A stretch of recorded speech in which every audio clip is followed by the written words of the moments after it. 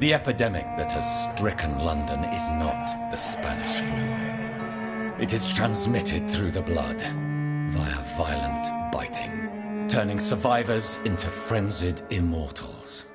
I am Dr. Jonathan Reed. I am a vampire, born anew into an age of death and pestilence. While plotting factions close in around me, I am sworn to find the source of this epidemic. I am convinced greater perils are still to come. I know the answers I seek are hiding in our blood.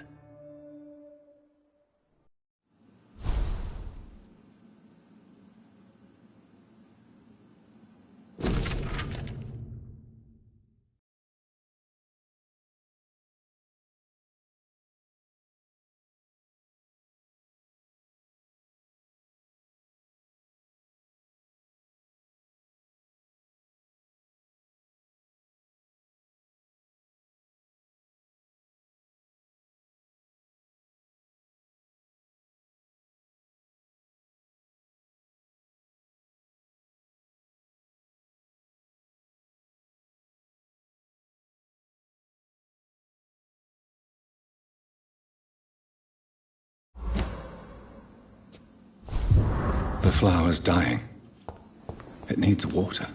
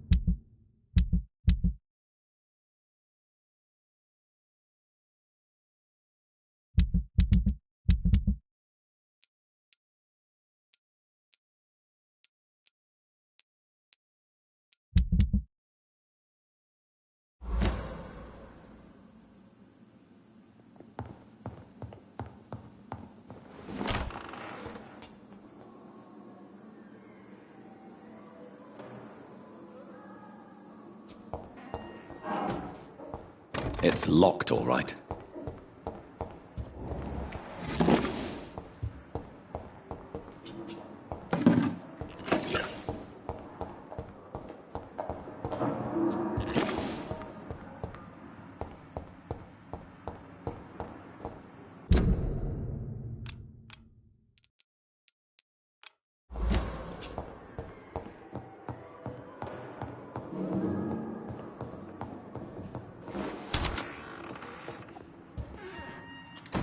Jonathan, old chap, how are you tonight?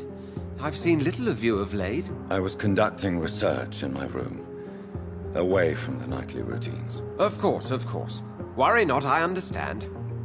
The situation has been testy around here. I won't deny it, but we still stand. Have you any reliable friends in the West End who might assist me? Unfortunately, you will be alone. Except for our ravishing red-headed acquaintance, of course.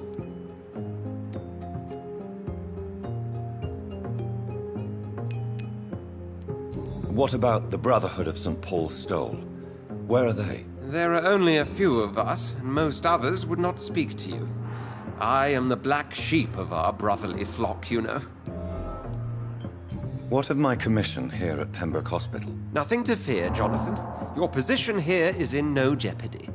You remain one of us, and you are always most welcome. What news do you bring? The news is not good, my friend. We try to keep the epidemic at bay, but street violence is escalating quickly. Tell me more about the violence. Geoffrey McCallum seems to have sent his war dogs on a hunt. On a nightly basis, Prewen patrols exterminate every skull and vampire they find. Have they come closer to the hospital? No. They mainly focus on fallen districts or abandoned buildings. But they're growing in numbers. They must be recruiting heavily. How bad is the epidemic? It is killing the infected patients faster. In less than 2 days now. The only blessing is that they are contagious for a shorter period. I have received an alarming letter from Lady Ashbury. She wants me to meet her at her house. I have been granted safe passage. Then you are twice fortunate. I have never been invited to the lady's mansion. But with the quarantine and controls, city access is nigh impossible. Is the quarantine serving any purpose? It is helping slow the propagation of the epidemic. But as long as we have no clue to its origin, its efficiency is limited. Why have you never entered the lady's house? You are one of her good friends, are you not? My dear Jonathan, you have no idea how reclusive the good lady normally is, nor in what great esteem she must hold you to let you into her domain. Thank you, Edgar. We shall speak again later.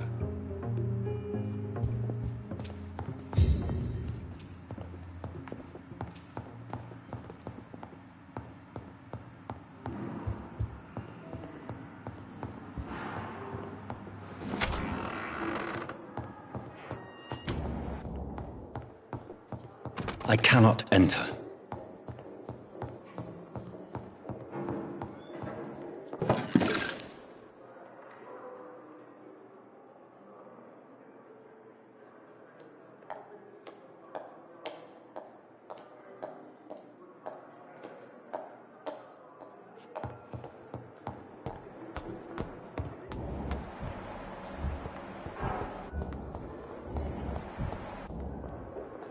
Good evening, Miss Howcroft. How are you tonight? I need blood, Doctor. Warm, rich, vibrant blood.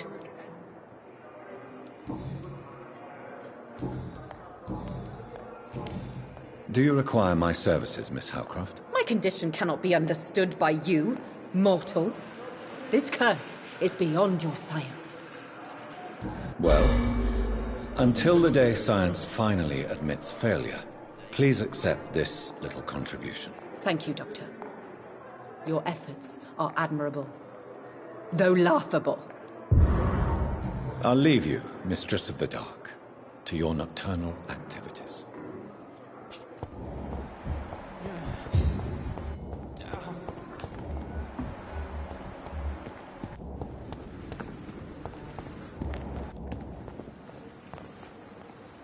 Good evening, Milton. Good evening, Doctor. Still trying to save lives?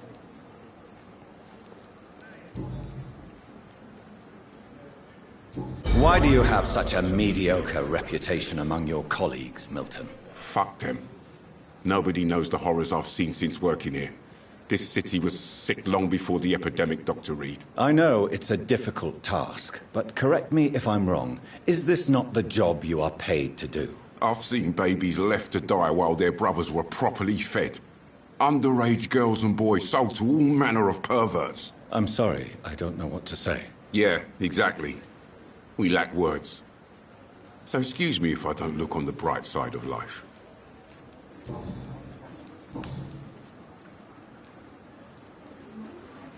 Tell me why you're extorting money from some of the patients here. If a patient wants a bed, he'll have to pay me a little fee. That's all. Where did you get the idea for such an immoral scam? Funny you should ask. The first time it was from a patient who bribed me to get a bed. It's only then I realized I could make a fortune. What's going on between you and Nurse Hawkins? Pippa's tired. Tired of all this shit. Tired of all those corpses piling up. She's as depressed as I am.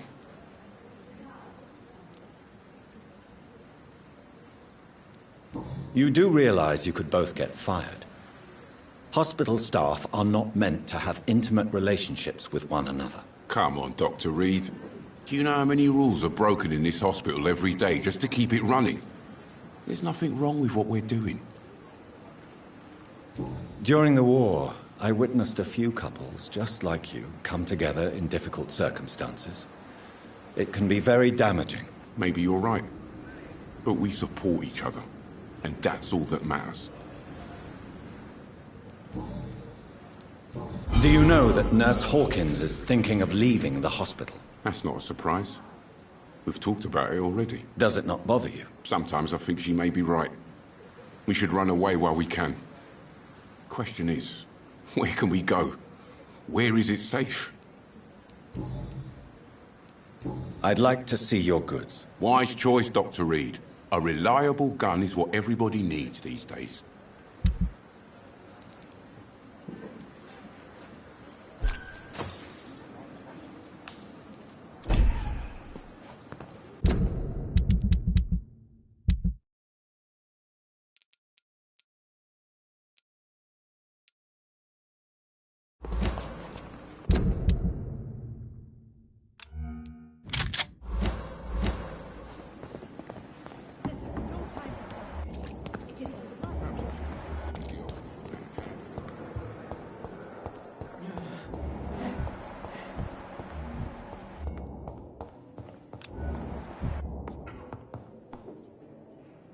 Good evening, Dr. Strickland. And good evening to you, Dr. Reed.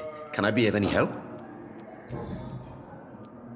What do you think of Dr. Ackroyd's aversion to modern medical methods? It's a shame he's so narrow-minded. Dr. Swansea taught me that science is about exploring uncharted territory. I'm convinced that's true. With the influenza and all that's going on, you should put your differences aside, don't you think? Why is it so difficult to work together? I believe that if Dr. Ackroyd had been the one to discover the transfusion process, he would be the first to recommend its use. So you believe it's just a question of jealousy and pride? Dr. Ackroyd is as proud as he is blinded by his obsolete concept of medical science.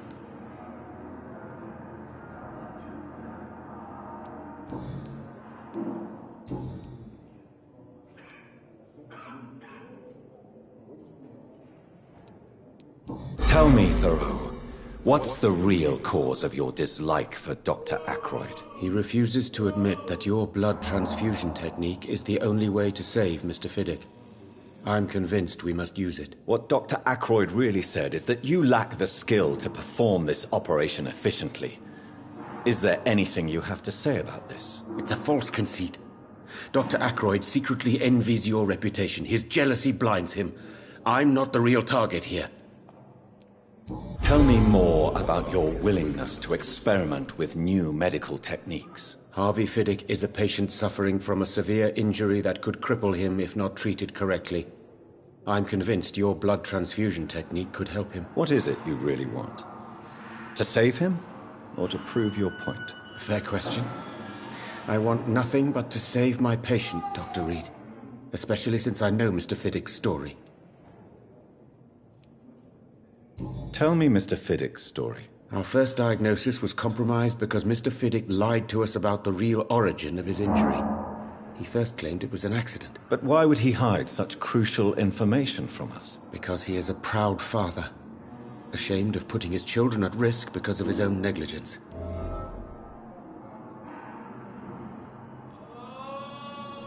This personal involvement could also appear to be a lack of impartiality. You must know that a good surgeon must remain neutral. I agree.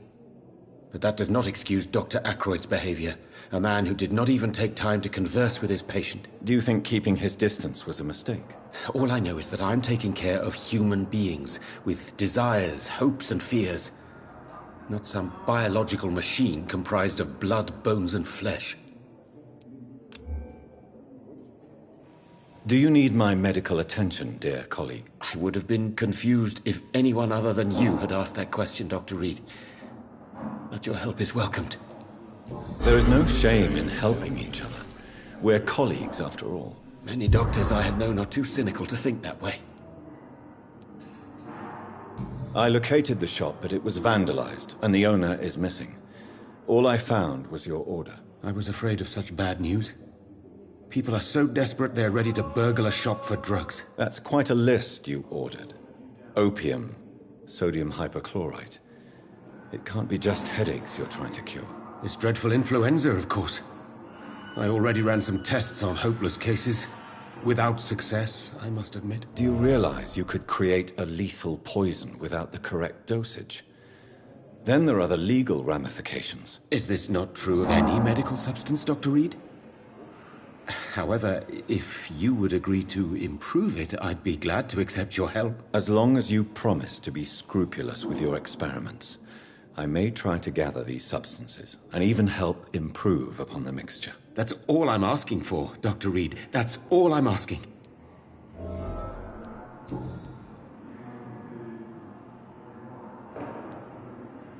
I want to know about these secret tests you run, and if they can save people from this epidemic. Speak to me now, Thoreau. I know I may sound presumptuous, but I'm just following your steps, Dr. Reed.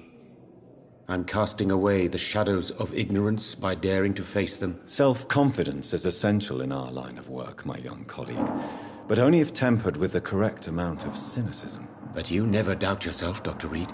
I've read all your articles and books. You performed the most daring research during the war.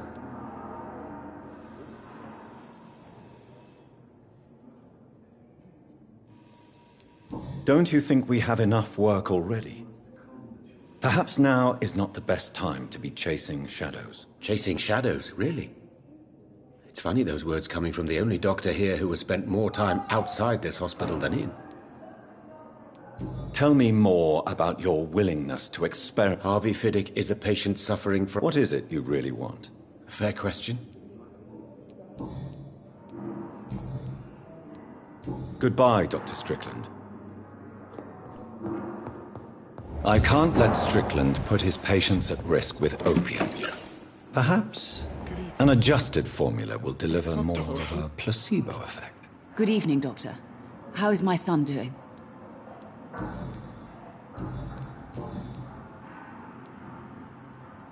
What do you think of your reception here? I have had the uttermost reservations about this hospital since we arrived. Is there something in particular that's bothering you? Some of the staff were not especially welcoming.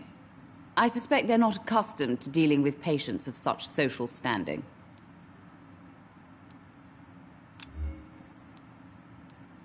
Tell me more about your arrival at the Pembroke Hospital. What gave you such a bad first impression? The ambulance driver was quite rude, for a start.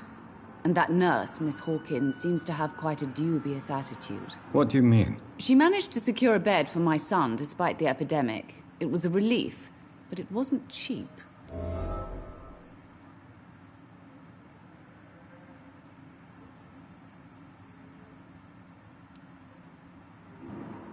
She charged you for a bed? Yes, and I paid without question, considering the urgency of the situation.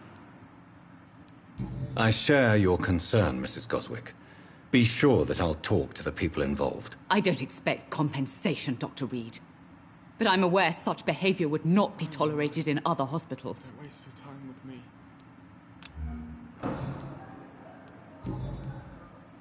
Goodbye, Mrs. Goswick. Good evening, Mr. Goswick. How are you? I'm okay.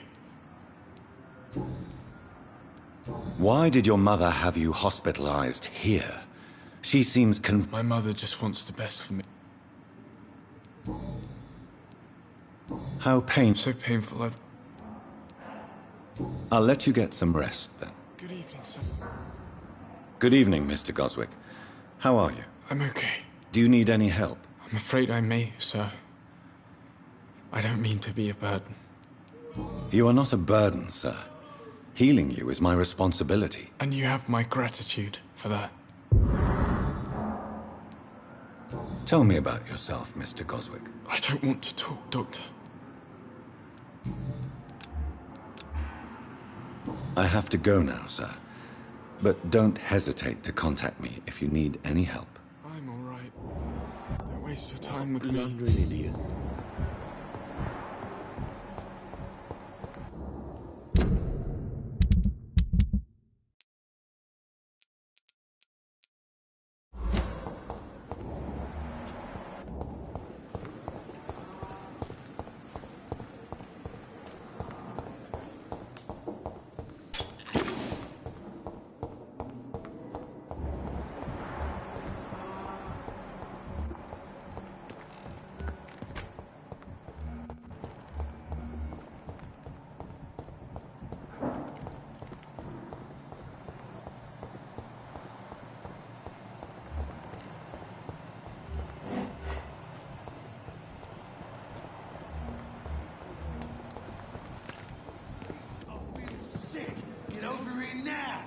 Good evening, Dr. Tibbets. Dr. Reed, any good news to share?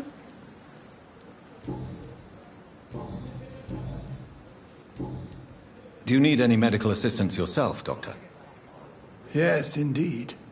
But don't worry, I am perfectly capable of taking care of myself. I have no doubt about it, but you are still ill all the same. Please, take this medicine. I appreciate your concern, Dr. Reed. To be honest, I just did not take the time to diagnose myself. Goodbye, Dr. Tibbets.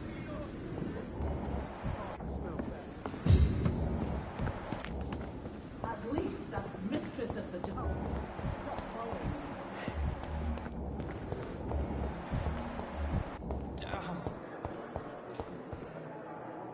Good evening, Nurse Hawkins. Good evening, Dr. Reed. Milton cheats patients out of their money at this hospital, Pippa. Are you his accomplice? Yes, I am. Is this your definition of being useful? By abusing the sick and poor? No. It is my definition of getting out of this useless life once and for all. Why do you do it? Why not? Most of the sick who paid for a bed are already dead, or will be soon. Don't you see the futility of all this?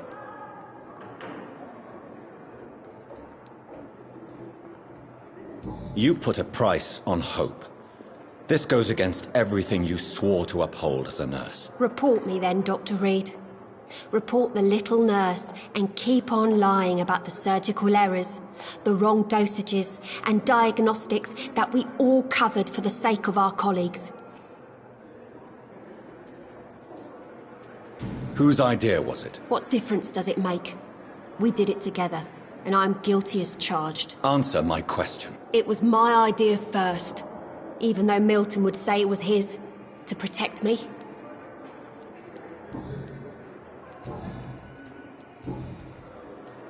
Pippa, I know you're very close to Milton Hooks. Yes, Milton Hooks is my man. If you want to report me for that, just feel free, Doctor. I have no intention of reporting you, Nurse Hawkins. But are you aware of the risks? The rules say I won't be allowed to work as a nurse anymore. But here at the Pembroke, we break rules all the time. Is he worth the risk? Hey, I'm no perfect woman, and Milton is not the finest bloke. But we do our best to get by. That's all any of us can hope for nowadays.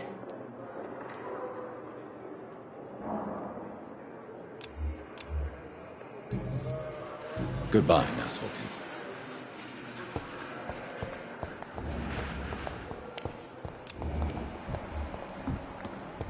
Summer's epidemic was down.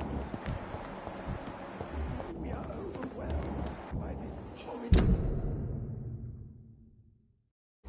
epidemic.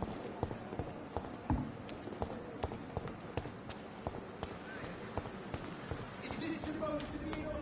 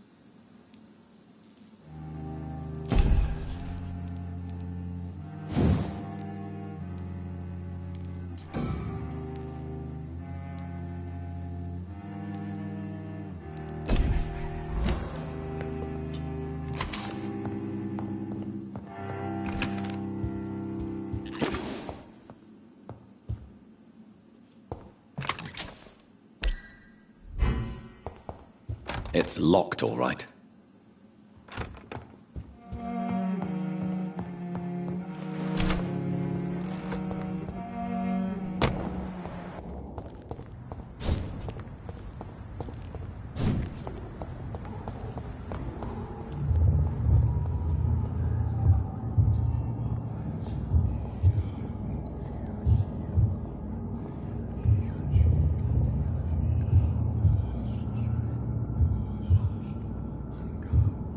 You must prepare, child, for the earth is bleeding and the harvest is upon us.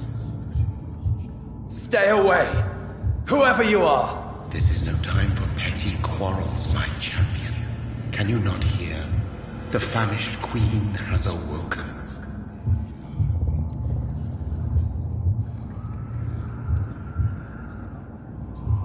I am not your champion! But of course you are, son. As surely as you are the blood of my blood. I had to kill Mary! I have known your pain, child. Do not succumb to... Silence! I dismiss you, now! The land calls for a champion. All and everyone needs you. Silence! I'm tired of all these puppet shows.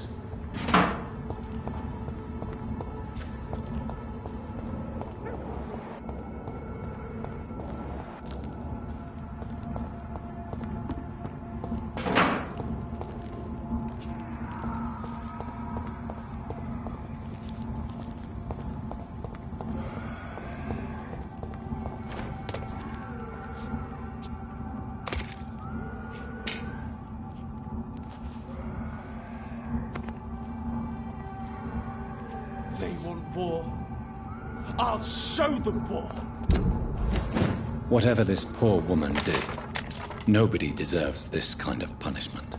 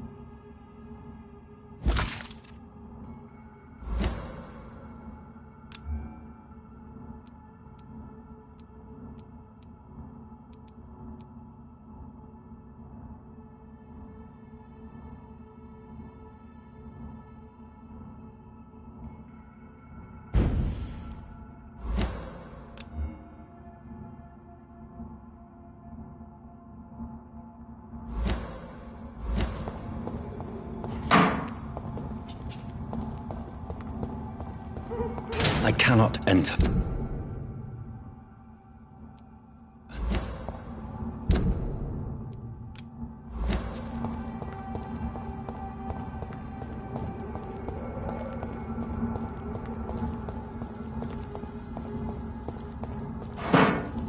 So this is where she lives. What a splendid house.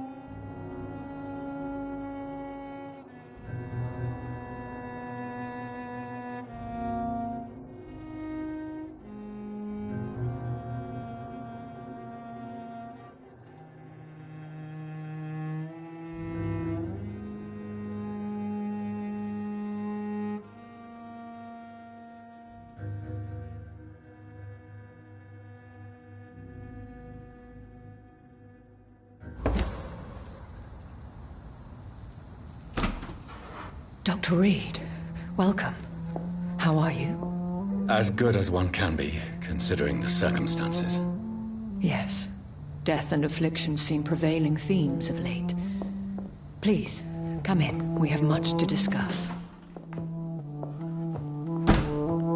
I hope I haven't disturbed you. Not at all. Actually, I was counting on you visiting me tonight. How strange, this painting. Beautiful, melancholic, yet with a haunting dignity. Indeed. A long time ago, a friend asked me to paint this for him, but I kept it in the end. I did not know you were a painter, my lady. There are many things you do not know about me, young Ekon.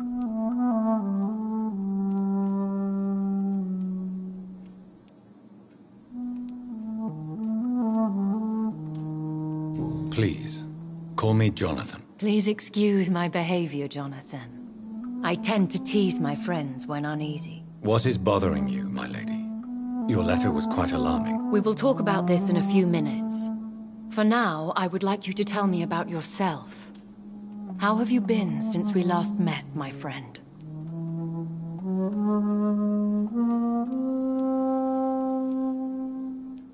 My sister Mary. She was made a vampire in the same way I was. She was the one killing all those people everywhere I went. Vengeance is a powerful force for those betrayed.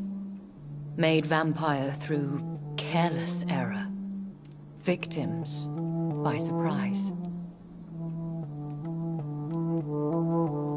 I swear I did not intend that. If only I had known then how vampires are created. That is the scientist speaking. In truth, most of us do not know how it really works. Personally, I make sure my prey will not return to haunt me. What do you mean? I am merciless, Jonathan. I only feed on the dying, and I make sure they are dead before leaving their remains. In the end, she implored me to put an end to her misery. But still, I felt I had taken her life twice. I am so sorry for my accidental cruelty. Had I known your dear Mary was still alive, I would never have sent you to pray for her soul in that church. There is no need to apologize, my lady. Your words have been most helpful in these difficult times. Thank you, my friend. If only we could have guided your poor sister through her terrible nightmare. I came to the conclusion that my maker, whoever he might be, must be a powerful vampire. Certainly extremely old. How have you reached this conclusion? He is the only immortal I've seen appear in an ethereal form. His voice, his words seemed ancient. It was disturbing. I am afraid you are right. The simple fact that your blood made Mary such a strong Ekon proves that you must be of ancient lineage. I felt this power, radiating like an aura every time he appeared. Most ancestral vampires of England were killed by the Guard of Priwen half a century ago. I wonder who your maker could be. You have no idea who he could be? Some of the ancient ones fled England. Some may still be in hiding. All I know is you, my friend, are a pawn in some secret and obscure game of chess. I think I should ask the questions, your ladyship. After all, it was you who invited me to settle this most urgent of matters. Fair enough, Jonathan. The situation is critical. We do not have the luxury for etiquette. Please do not misunderstand me. I would be delighted to discuss mundane matters and idle trivialities. If we survive the dark nights to come, we shall have all the time in the world to speak, you and I. For now, please follow me, Jonathan. I must say, your house is exquisite. One of the advantages of living forever is having the time to be selective with one's furnishings. liberty of having tea served. You can still drink tea. Can't keep it down, but I do so enjoy the aroma. Let us toast to make-believe. And of course to your health, Jonathan. And to yours, my lady.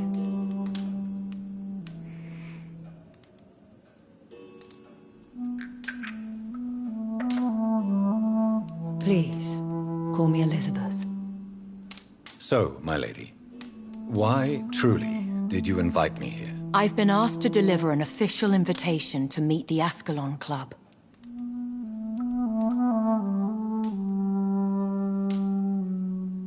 Who are they? Really? They are the embodiment of vampire law in Britain. Some say they influence the destiny of the Empire. Some believe they merely protect it. How many are they? Only a small number of powerful and deceitful immortals. All of them entangled in a sticky web of shadow cabinets, influencing trade. Will they fight the guard of Priwen? I doubt it. Fergal was Lord Redgrave's executioner forever and a day. By defeating that beast, you deprived them of a powerful weapon. Why use you to contact me? Because they know we are close. The Ascalon Club has many spies. Their main occupation is gathering information and then deciding how to use it. Why not ask for your help? Since you are obviously a powerful and influential immortal yourself. You have to understand that I am invisible to the eyes of Ascalon, for I am a woman. That suits me well, as long as they leave me alone. Have they threatened you in any way? Not at all. Their message surprised me at first, but it is only logical, considering the critical situation in London. Should I trust them? Of course not. Do not misunderstand me. They can be very useful, but I believe their long-term goals differ from yours.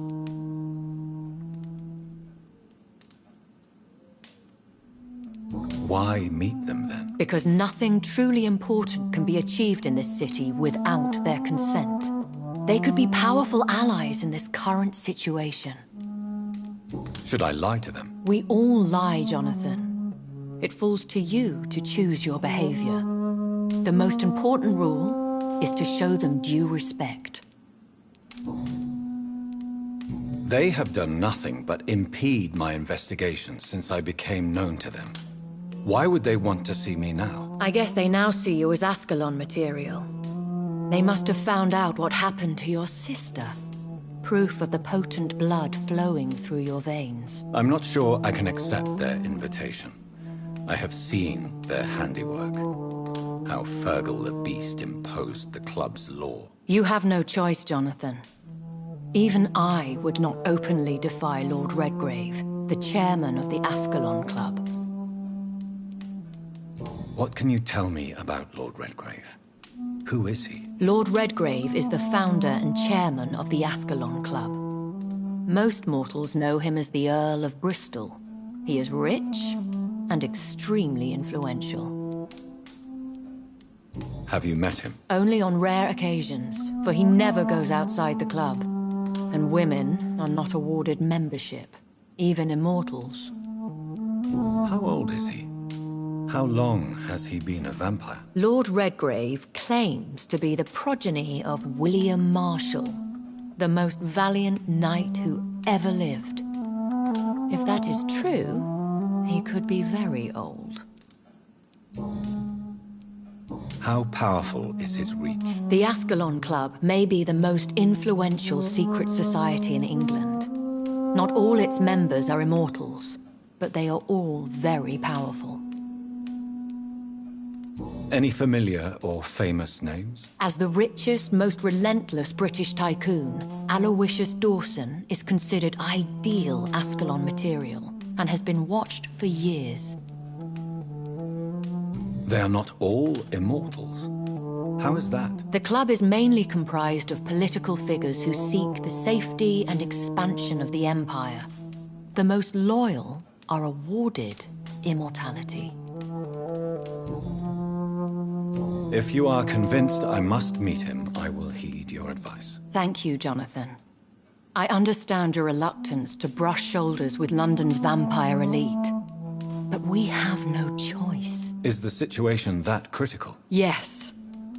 The Guard of Prewen has called for a second great hunt of our kind. And they will stop at nothing to eliminate us. Will the Guard of Prewen and the Ascalon Club fight each other? I doubt it. If Prewen really launched a great hunt, I think most of the Ekons I know would flee the country to escape the bloodbath. I think I saw them kill an Ekon on the way to your house.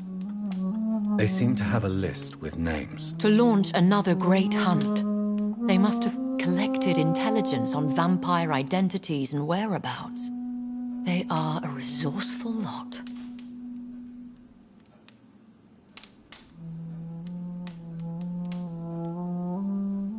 Should we fight back? I will not be hunted down like an animal again. I admire your courage, Jonathan. But the best way to fight them is to put an end to the epidemic.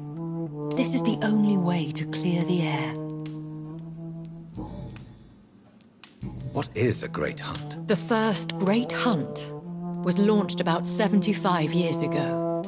In just a few nights, the Guard of Prewen located and destroyed most of the old British vampires.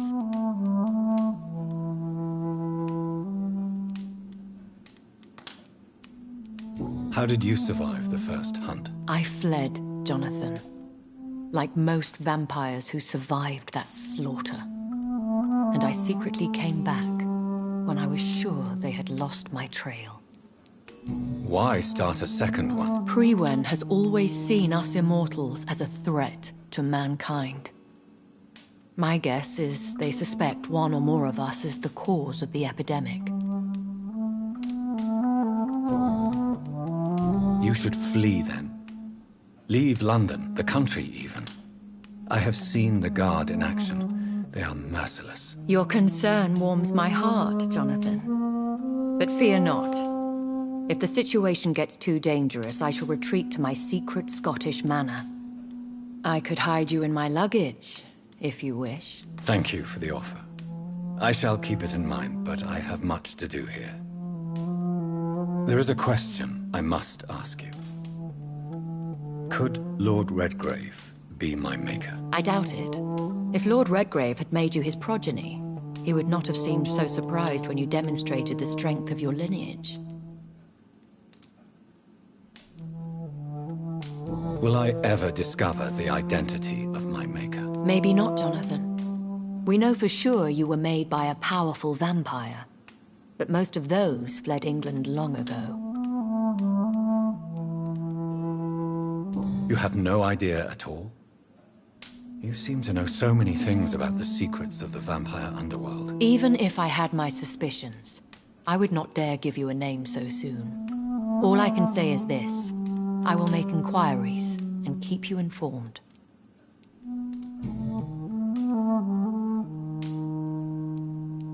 What is the plan? The plan is we both try to save this city, you and I. Go to Ascalon, accept their proposition, and use their influence to promote your agenda. How can I save London? The epidemic is the priority. You must find its origin and put an end to it. This is the best way to solve the crisis. What will you do? I still have contacts and old friends in this town. I shall make some inquiries and attempt to learn more of the situation. We need clarity. One day soon, I will have to find the answer to this mystery. And I shall help you in your research, I promise. For now, you must go to the Ascalon Club and play their game. Will I see you again at the Pembroke Hospital? No, you will find me here if you need me. I shall conduct inquiries alone, and we can then share our discoveries.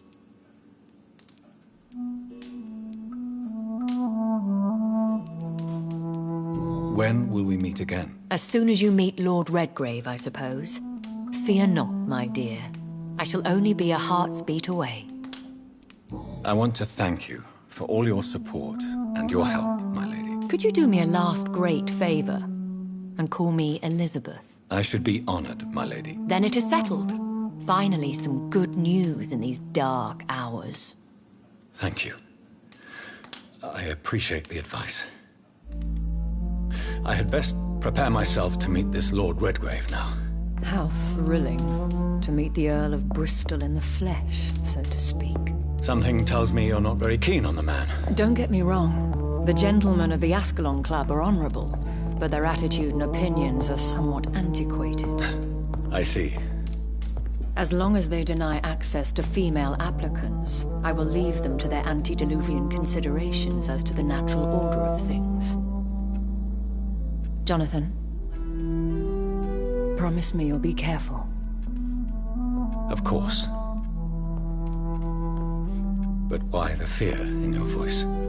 Look at me, Jonathan. I am. I mean, really look at me, young Ekon.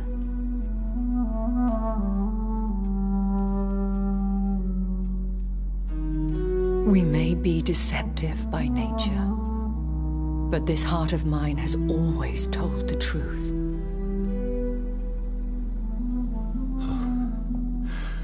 Elizabeth. Go, my friend. But come back to me soon.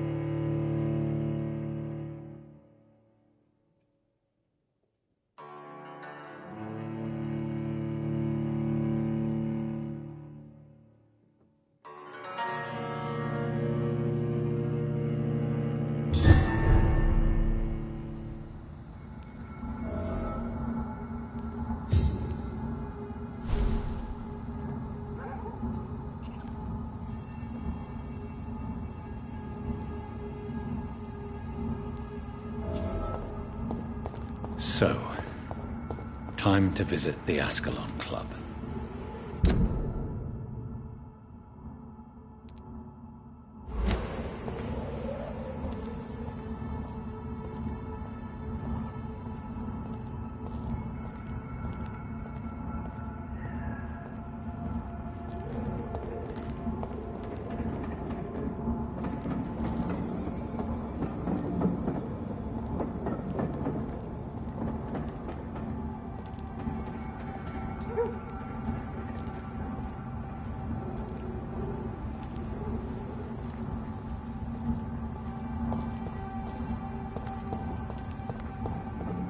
It's locked, all right.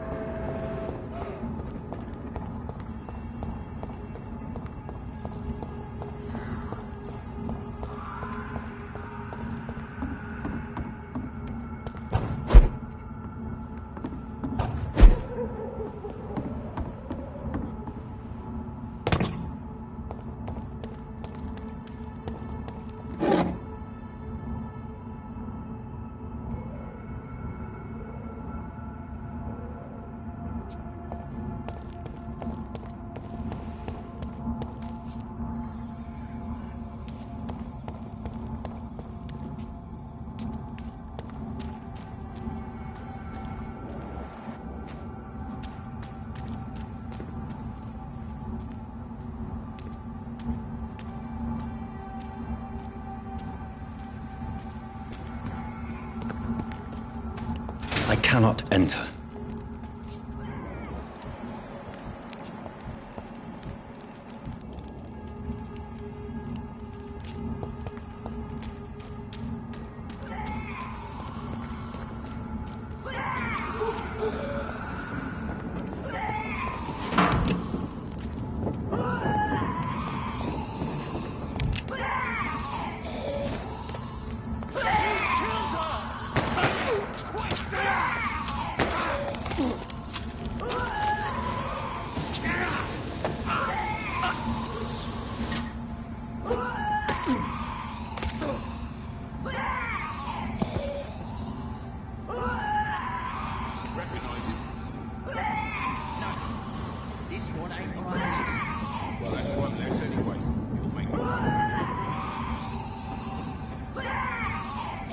That was the vampire I saw earlier. This war takes no prisoners.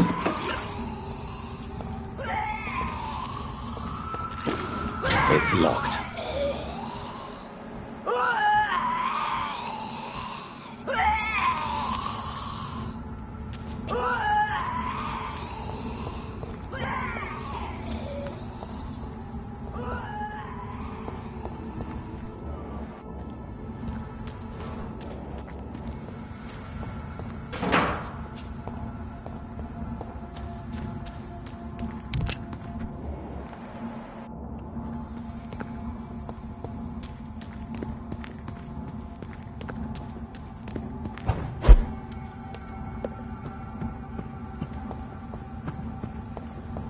I cannot enter.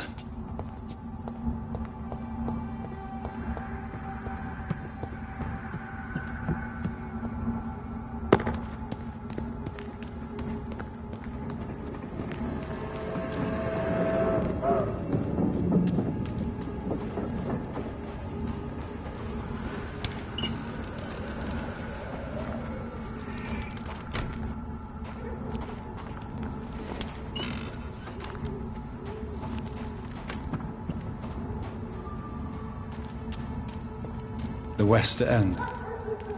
Never have I felt so sad to be back home.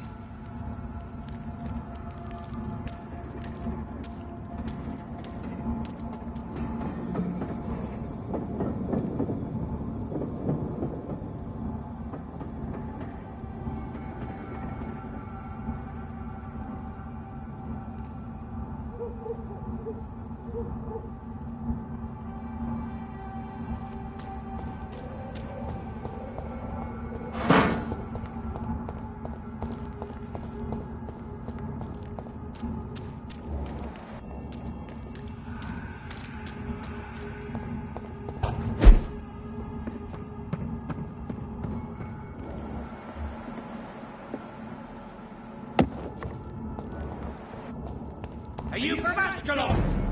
I don't care!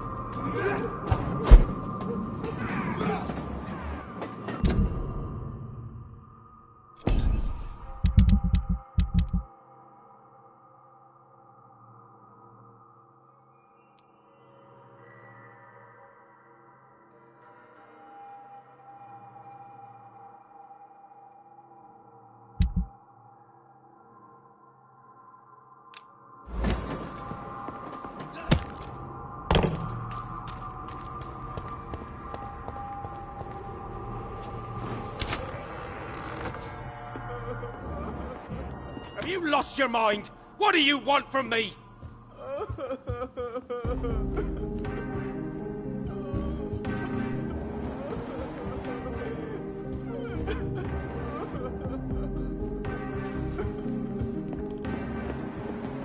Is someone here?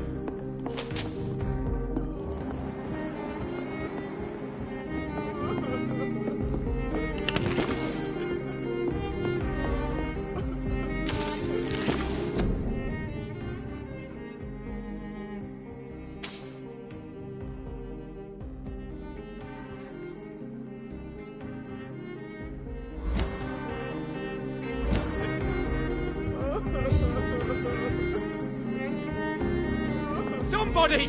Help me!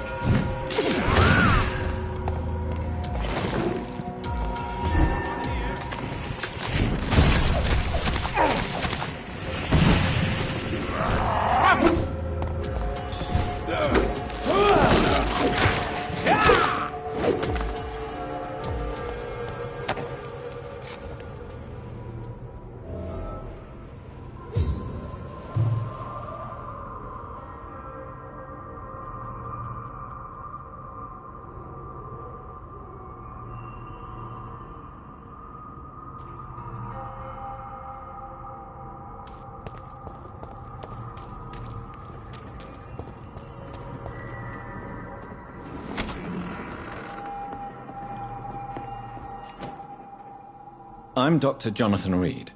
Do you need help, sir? I think I'm fine. But what happened to my jailer? Be careful. He's as vicious as he is strong. You don't have to worry about him anymore. What happened here? I am Tadao Kimura. I was imprisoned by this lunatic for several days. I thought I was going to die here. You're not going to die now, Mr. Kimura. If you hurry, you should be able to get home safely. It seems that I owe you my life. You have all my gratitude, Dr. Reed, since it is the most precious thing I possess.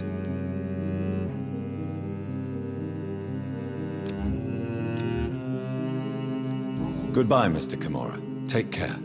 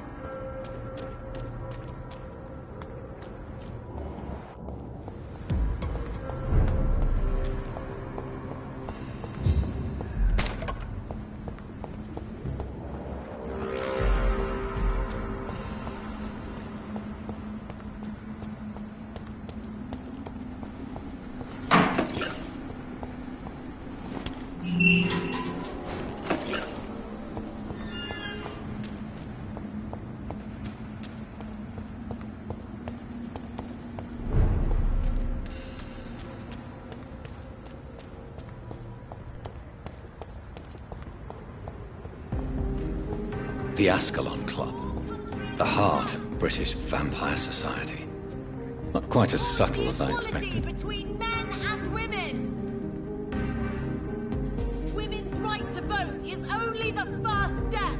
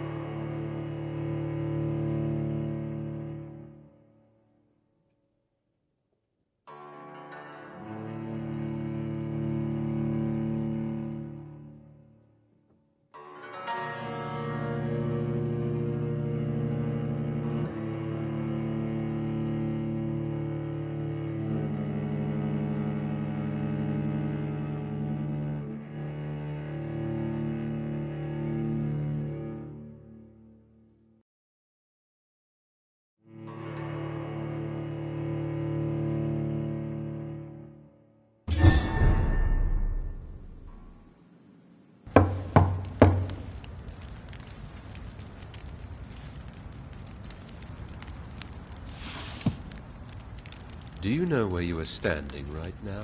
In front of the Ascalon Club, I presume. The Ascalon Club only summons or ostracizes.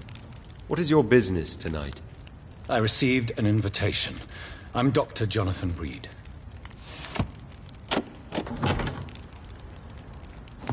Welcome to the Ascalon Club, then, Dr. Reed. Please proceed. Lord Redgrave is waiting on you upstairs.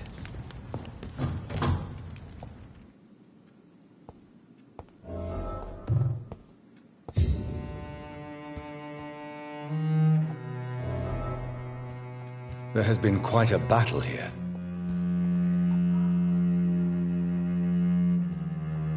I'm sure the Ascalon Club has the money to replace the furniture.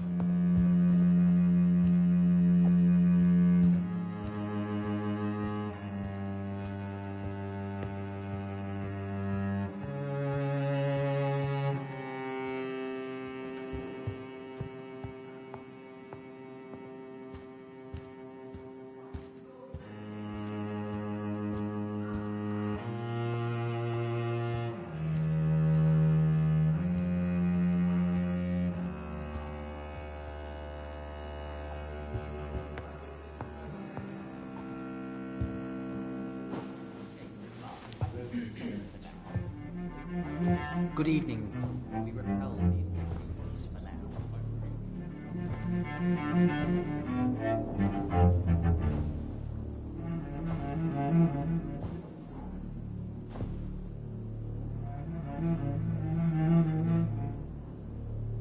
My good friends, if I may have your attention.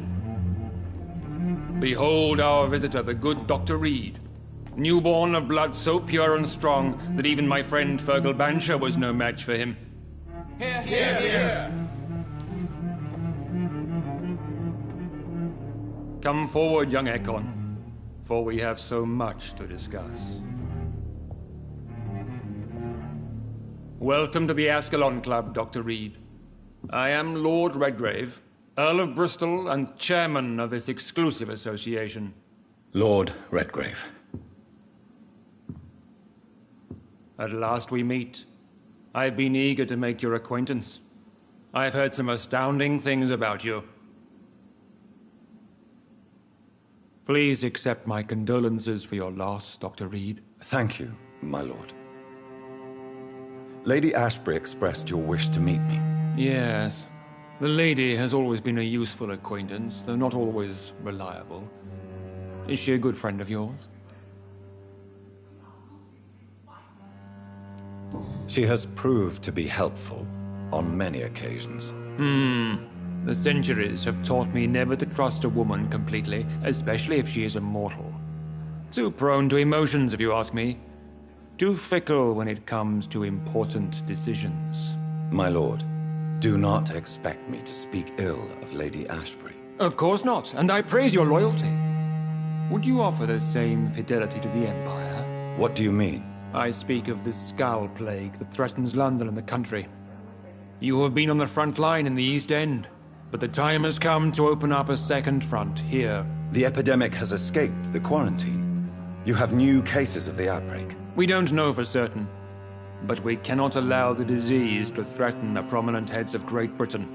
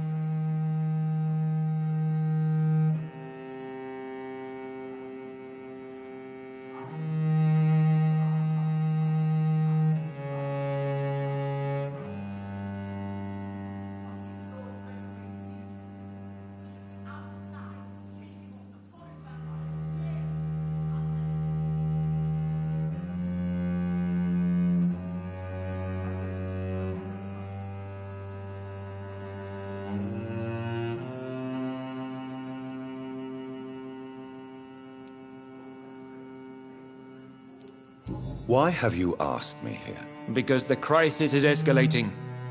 Our enemies, the Garda Priwen, have even launched an open hunt.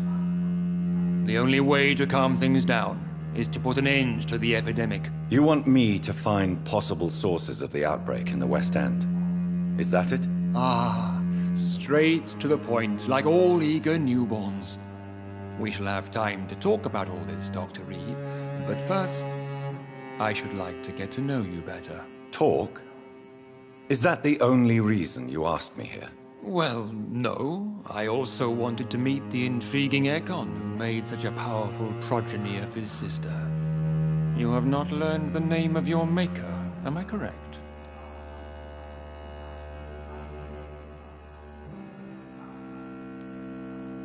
No, I haven't. Have no embarrassment, Dr. Reed. We all make mistakes.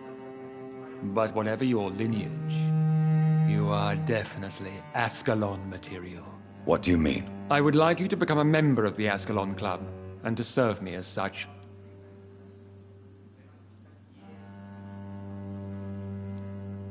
Before I accept, I have so many questions. Please ask.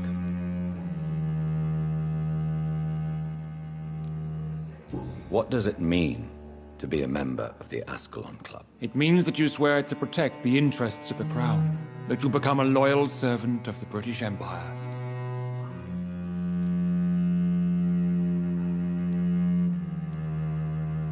Do you have any official recognition from the government?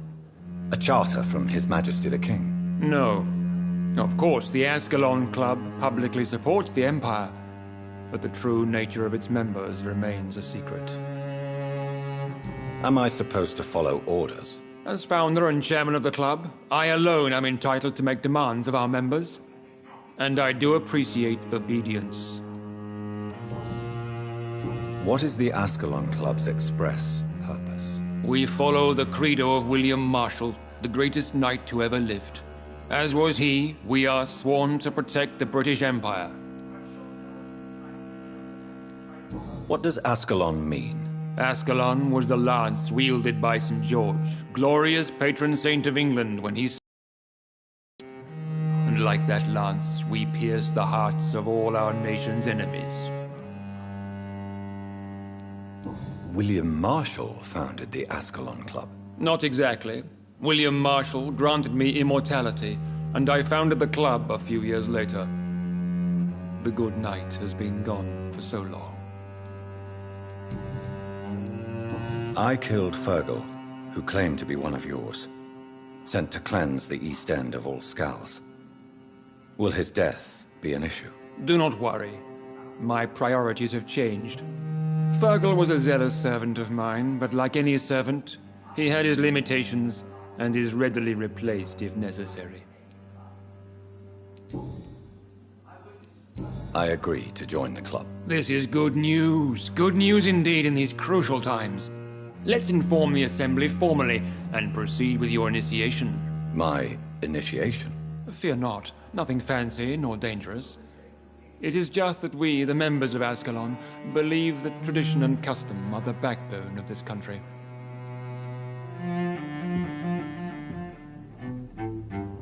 My fellow members, dear friends, please gather and welcome this Ekon as one of our own. Is he worthy? Is his blood pure? Well, speak, Dr. Reed, in front of the most sacred blood. The blood of our beloved William Marshall, speak now. Will you serve and protect the crown as he did? Yes, I will. Then, young Ekon, it is time to testify with your blood. It is time to sign the Book of Allegiance. I know it's awfully gothic and a tad pedantic, but England's traditions are the backbone of our nation.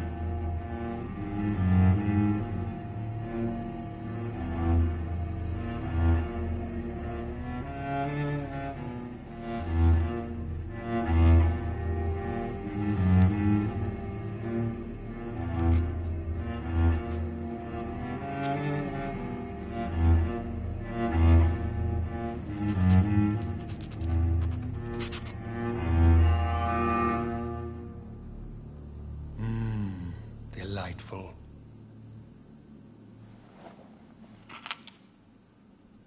Welcome to the Ascalon Club, Dr. Reed. Take your place among the bearers of the lance. One of us! One of us!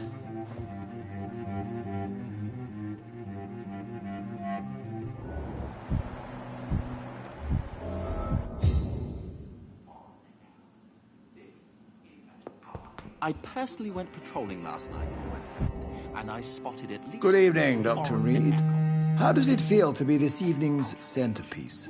Figuratively. It's quite unsettling.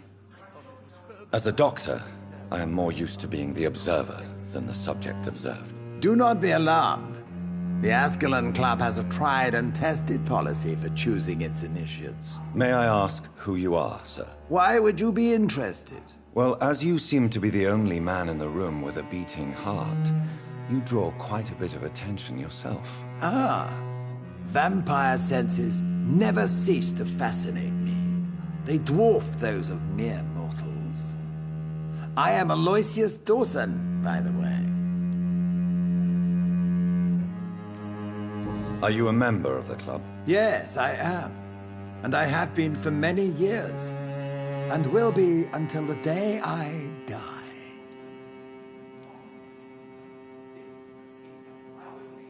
What can you tell me about it? It's not really my place to give you such information. I am merely a mortal member, and a dying one at that. Are you sick? Personally, I consider my advancing years are a sickness in itself. My body is slowly abandoning me, Dr. Reed. Are you not afraid?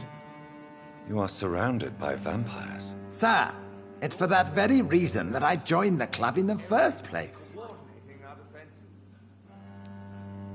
Is not the nature of this club a secret shared by only a privileged few? My dear Dr. Reed, I have spent years and a fortune precisely to gather that kind of information. So you asked for membership? I have been a member of many clubs in many countries. But I must admit, this one is my favorite. What can you tell me about Lord Redgrave? I would not dare speak of our chairman without his consent. Mr. Dawson, of Dawson and Dawson, the wealthiest man in England. It is a pleasure to meet such a prominent figure of London. A withering London figurehead, to be precise. Are you sick, Mr. Dawson? I am a doctor, you know. My case is beyond the scope of traditional medicine. I have spent fortunes on the world's most competent doctors to arrive at that diagnostic conclusion. I'm sorry to hear that, sir. Should I suppose that you're here in search of some form of immortality? Absolutely not. I'm here to implement my plan to save the city I was born in. To cast out the ghastly evil that has us all on our knees. What do you know about the Guard of Priwen? I should not say this, but I admire their commitment. This is what the nation needs right now. Would you help them? No. There is a time for such methods. But brute force will not be enough to fight this plague. We have to think differently. But they are our enemies. They are not mine, Dr. Reed. What is the situation like in this part of town? I am sure Lord Redgrave will enlighten you more effectively than I. Money cannot solve every problem. This mysterious epidemic is going to require more than money can buy. You're right. Money is nothing unless one has the will to wield it. I have a plan, sir. A radical one that will save all that is essential in London. What is your plan, then? Quarantine and barricades are futile. What we need is a wall. A formidable, unscalable wall. To isolate the deserving from the infected masses.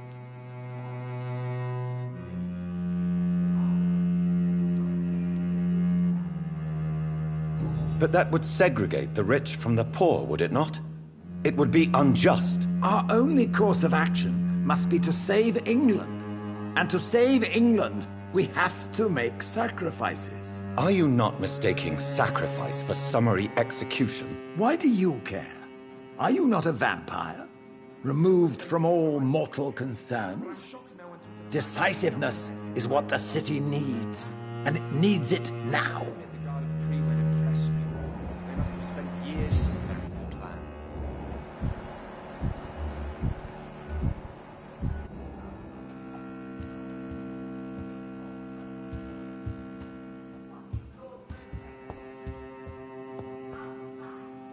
That went well, did it not?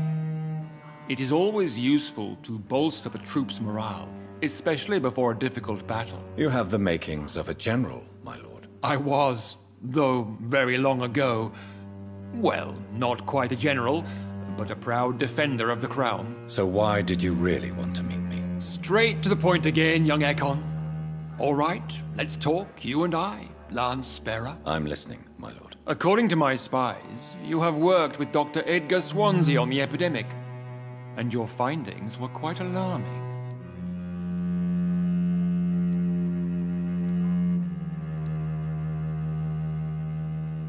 Do you know Edgar Swansea? Not personally, but I've been told he has some sort of immortal fetish and is a good friend of yours. Does it bother you that I consider him my good friend? As long as you reveal nothing of the club's inner workings, why should I forbid you engaging in conversation with the good Dr. Swansea? You were spying on me? Not personally. I rarely leave this building. But once he found you, Fergal kept me informed. Until you put an end to his mission.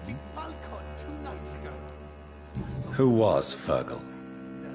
I don't see him sipping tea with the others in the club. Fergal Banshire was my squire of sorts. Even before becoming that magnificent beast, he was a brute. He served me well for decades. No, I mean, what was he? He was clearly no ordinary vampire. No. He was a Volcod. All muscles and instinct. Quite the rare breed. Ferociously territorial. Mortals often mistake them for werewolves. You do know I killed him? Yes. Will you bear ill will towards me for his death? Of course not.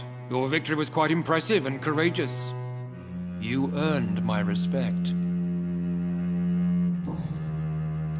Yes, I'm convinced the recent invasion of frenzied Skulls in London is directly linked to the epidemic. This is not the Spanish flu, but something else. I would be glad to hear more of your discoveries, Dr. Reed, but for now, my main concern is the security of London's inhabitants, both mortal and immortal. What do you mean? Alarmed by the epidemic, the Guard of Prewen has started a war against us British vampires. To appease the situation, we must eradicate the Skulls.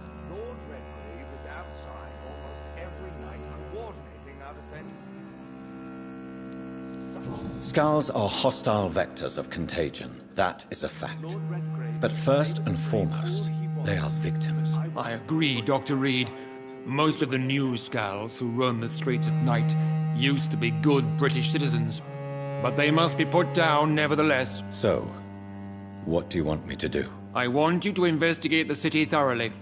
I have reason to fear there are cases of contagion in this part of town. Our absolute priority is to find and cleanse them. And how would you like me to proceed? By all means necessary, Dr. Reed. You are now a member of the Ascalon Club and you have carte blanche. Interrogate the locals, follow all the leads you find, and get results.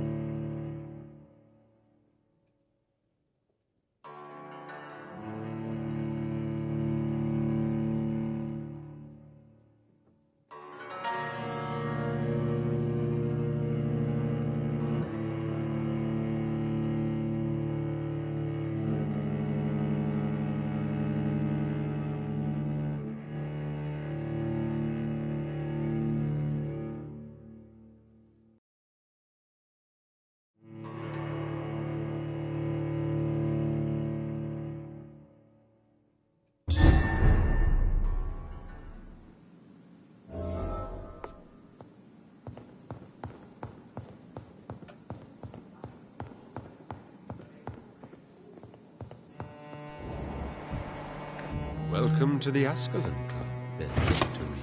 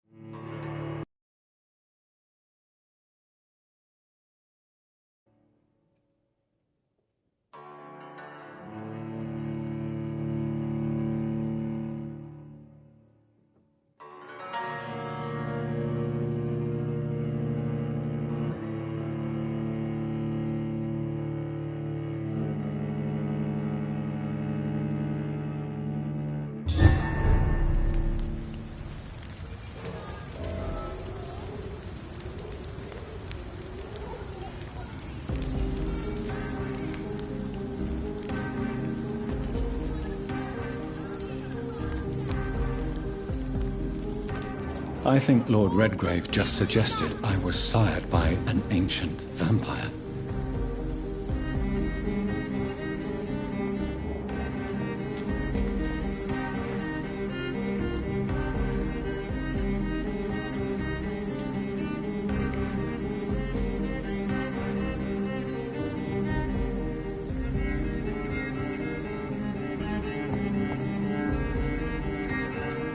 Good evening, miss. Oh my god, no. Please, Mr. Vampire, don't kill me. Please, no. I'm too young to die. I still have so much to offer this world. Wait, no. Why do you think I would... What? Don't worry, Dr. Reed. I know you wouldn't harm me. Mother told me you were in this part of town and might drop by. Your mother? My name is Charlotte, sir. Charlotte Ashbury. My mother taught me long ago how to recognize the signs that betray a vampire. I understand she also taught you how to tease and gently mock innocent young Ekons. It's a pleasure to meet you, Miss Charlotte.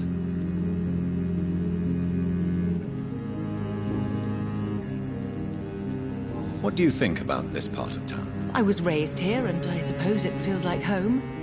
You grew up in this part of town too, did you not? Yes, I was born a few streets away. A small world, is it not? Did you ever imagine that my mother was your neighbor all that time? That you could have met her in a dark alley at night? You won't trick me twice, young lady. We both know Lady Ashbury never hunts or attacks prey at random. Come on, Doctor. Don't tell me you never thought about that possibility. Her fangs on your neck. Oh, are you blushing, Dr. Reed? Is there something that's bothering you? Too much selfishness and individualism for my taste.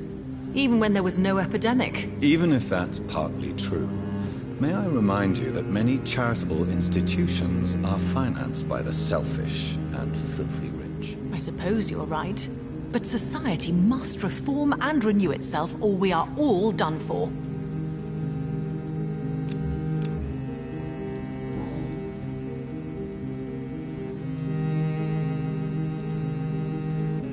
Tell me about your adoption. What do you want to know? How did you meet Lady Ashbury? First, I was an orphan in the institution for girls she manages in the West End. When I was 10, she adopted me, and I have lived with her ever since. Did you know she was a vampire when she picked you? The correct word is Ekon, Doctor. And no, I had no idea why my mother only showed up at night. She told me everything when I turned 16, though I suspected the truth for a long time before that.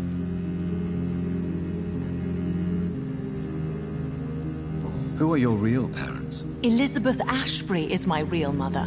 She raised me and has taken care of me all my life. I have no idea who my progenitors are or were. Do you live with her? I still spend a lot of time in my mother's mansion, but I have my own house now. I have a life to live, you see. And one day, I'll have my death to face.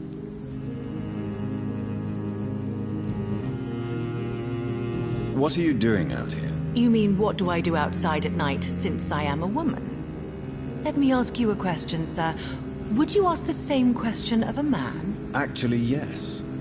I ask the same question to everyone who dares to go outside at night, considering the risks. Well, if you must know, I campaign for the right to vote for all women. Why should I wait to the age of 30 years when men can vote at 21?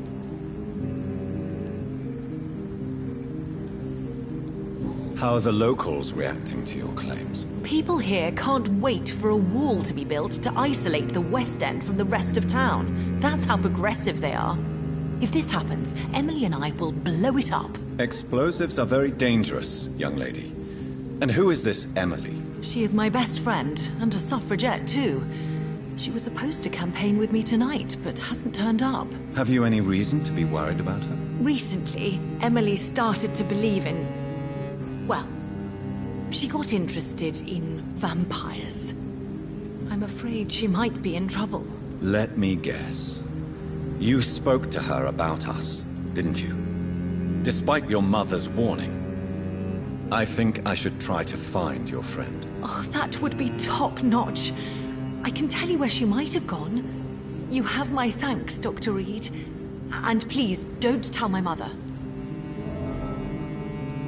Are you a suffragette, then? Oh, you really are Elizabeth's girl. Without a doubt. All adult women have the right to vote in the US, in New Zealand, and in Australia. But women here can't vote unless they are property owners. No need to convince me, Miss Charlotte. I have shared your opinion for a long time. Even before I met Emmeline Pankhurst. Really? Oh. Now I see why my mother appreciates you so much.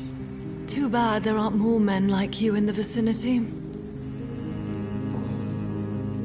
What exactly has your mother told you about me? Your name and profession, obviously, and the mystery about your maker. I'm sorry to hear about what happened to your sister, sir. Mother says it was not your fault. Does it not scare you to know what I am? What your mother is? Why should it? My mother is the most compassionate woman. Must I be wary of her, Dr. Reed? Or you?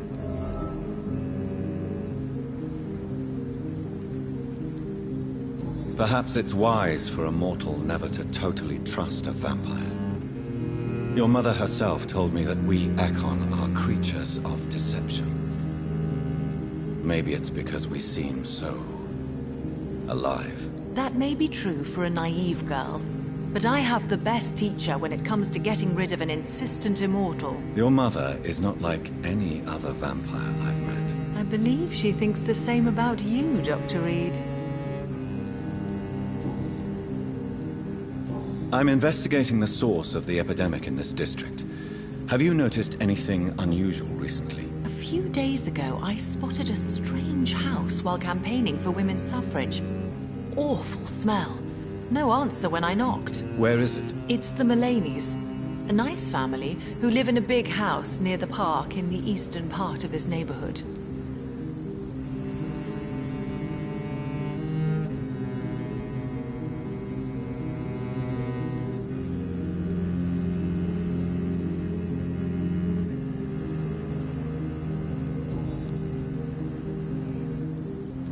Do you know why Lady Ashbury chose you to become her daughter? No, I don't. Each time I ask her that question, she smiles and says it's precisely because I dare to ask such questions. Do you ever regret that she chose you? Of course not.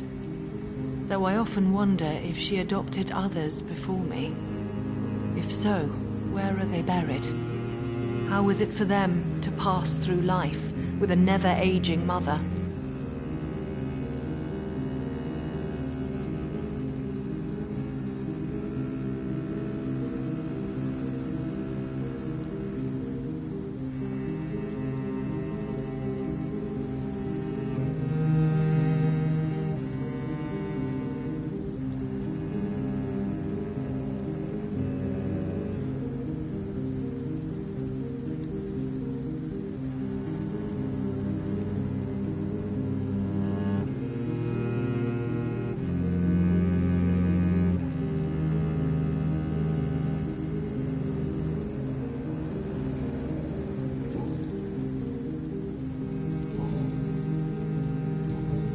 Goodbye, Charlotte. Give my best regards to your mother when you see her. She's been quite busy these last few nights. I suspect you may see her before me.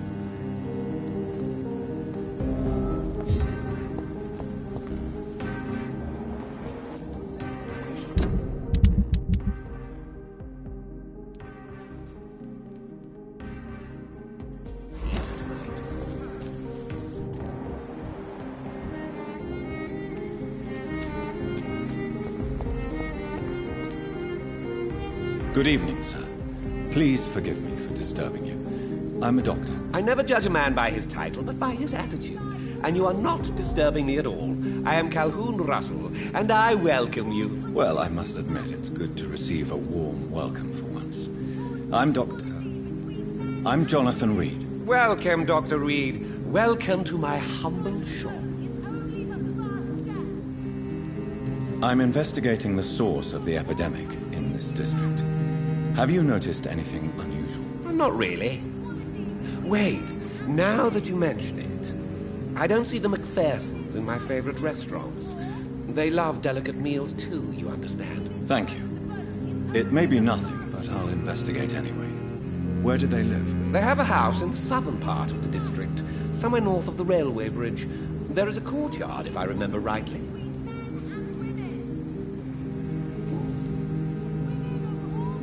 How is the situation in this part of town? Life is good and peaceful. We're lucky to live in such an era of progress and wonders. Are you not concerned about the epidemic? Oh, I'm sure the authorities would take the appropriate measure if the danger were that high.